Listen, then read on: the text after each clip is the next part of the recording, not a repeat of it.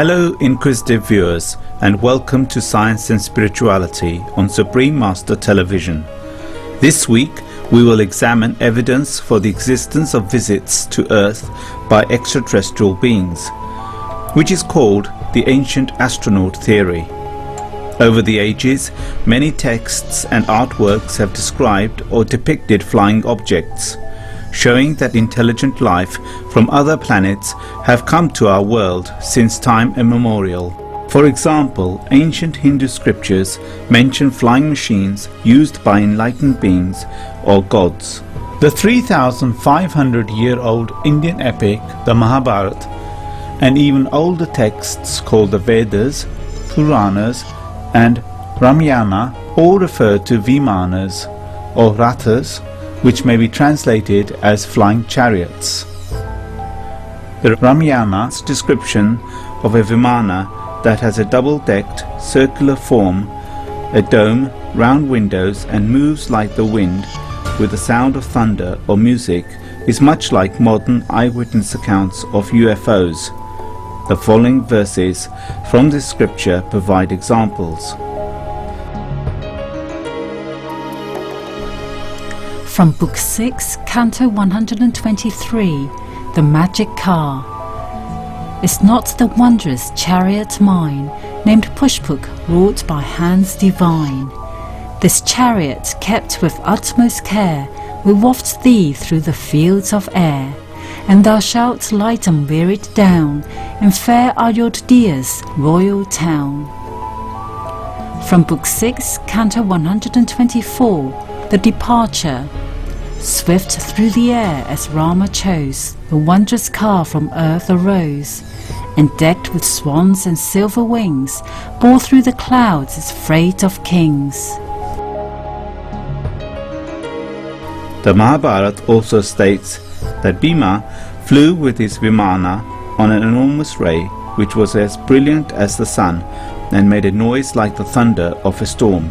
In another ancient text, Vimanas are divided into three categories: those that travel from place to place, those that go from country to country, and those that go from planet to planet. The following is an excerpt from a lecture by Supreme Master Jinghai, where she discusses the flying chariots described in the Ramayana. There are many kings in the old time.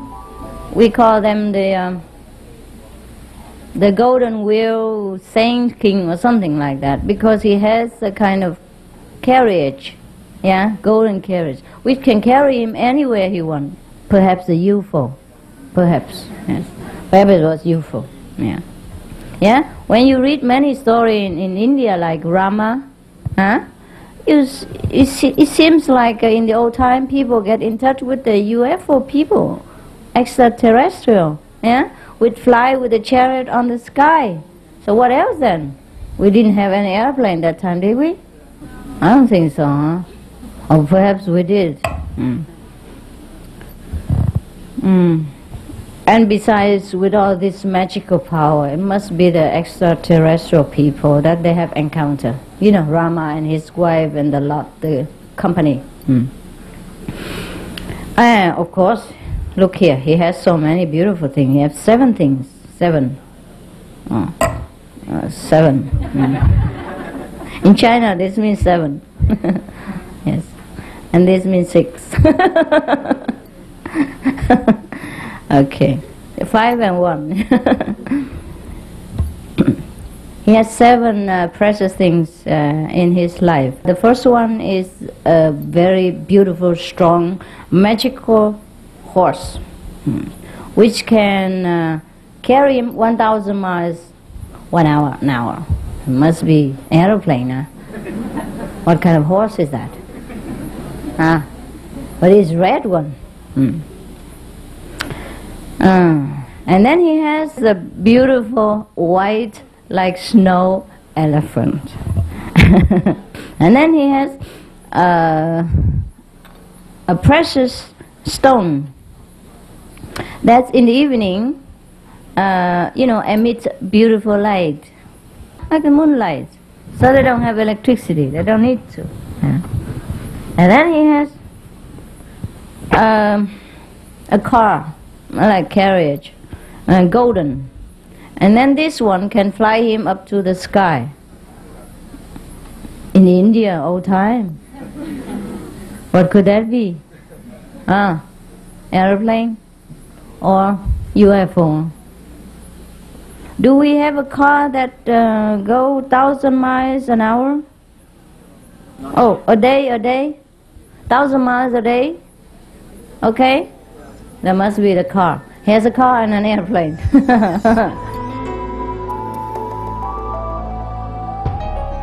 Robert or Bob Orell Dean served in the US Army for 28 years, retired as a Command Sergeant Major, and is now a world-renowned UFO expert. After working on top-secret military projects related to extraterrestrial visits, Mr. Dean began a quest to discover and disseminate the truth about our interplanetary brothers and sisters. During his time in the military, he read secret documents stating that the visitors to Earth were peaceful and had been coming here since the time of early humans. The conclusion of the study was quite simple. Apparently there is no threat. Apparently the human race and the planet have been under observation and survey by several advanced extraterrestrial intelligences from the beginning of human history. The book of Ezekiel in the Holy Bible also contains an eyewitness account of a UFO sighting provided by the prophet Ezekiel himself. I looked and I saw a windstorm coming out of the north, an immense cloud with flashing lightning and surrounded by brilliant lights. The center of the fire looked like glowing metal. The prophet then continues, "This was the appearance and structure of the wheels. They sparkled like chrysolite, and all four looked alike.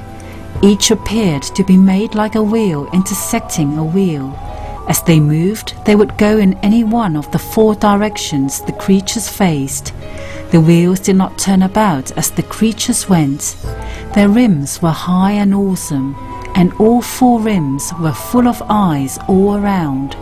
When the living creatures moved, the wheels beside them moved, and when the living creatures rose from the ground, the wheels also rose." Further evidence for early extraterrestrial visits to Earth can be found in ancient art, particularly religious works where UFOs are clearly depicted.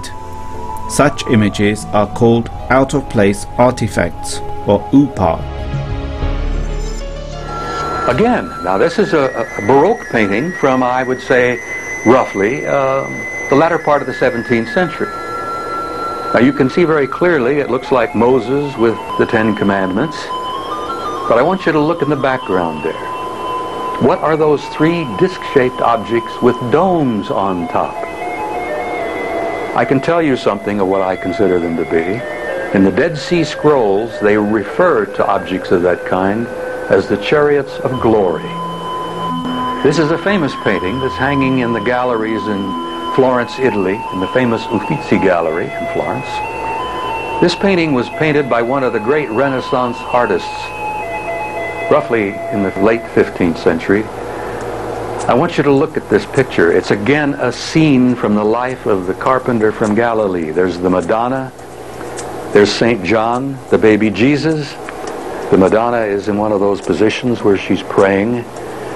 This was done by a friar by the name of Filippo Lippi, I think roughly about 1480.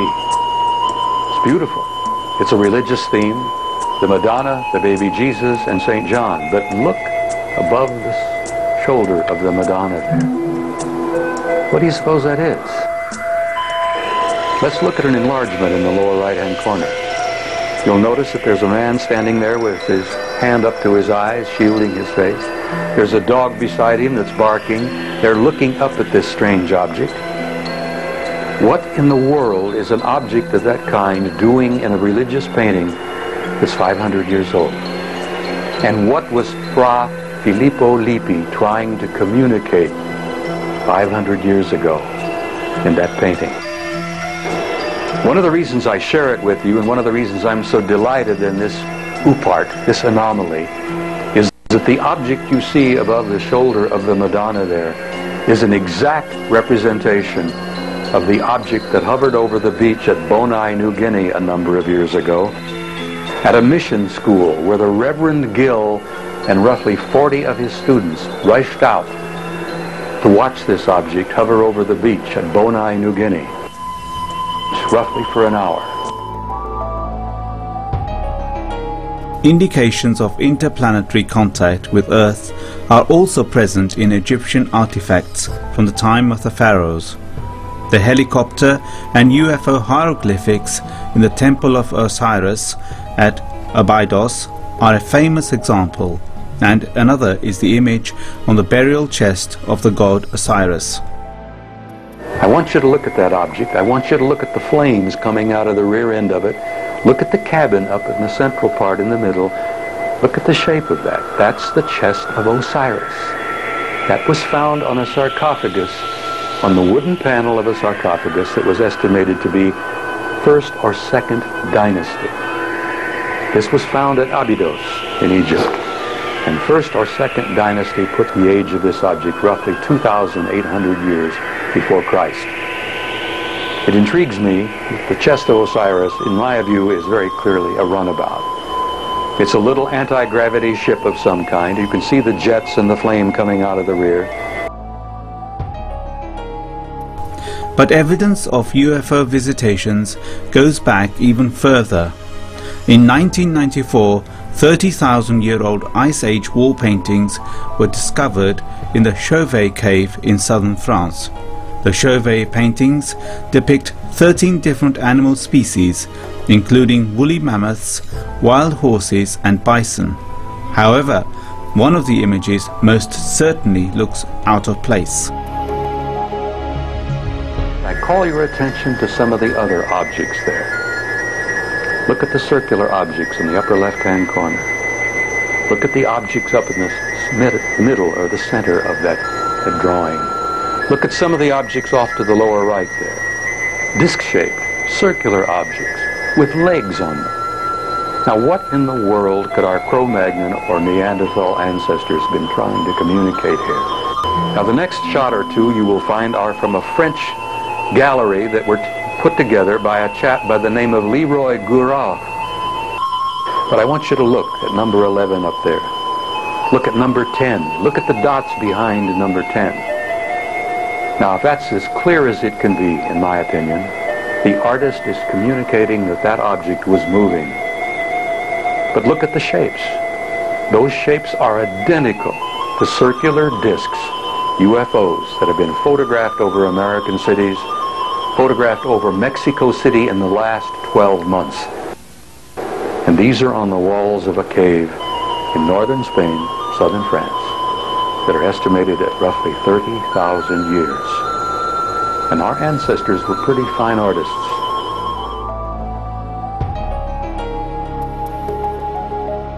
Thank you, Bob Dean, for offering us your exciting insights on UFOs and informing the public of humanity's past interactions with those from the stars. As the famous saying goes, history repeats itself, and thus perhaps in a time very soon in coming when our planetary consciousness is raised, we will be making daily contact with beings from other worlds and once again become closely connected with the rest of the universe. Wonderful viewers, we thank you for your company today on Science and Spirituality. May we all soon reach our full heaven-given potential.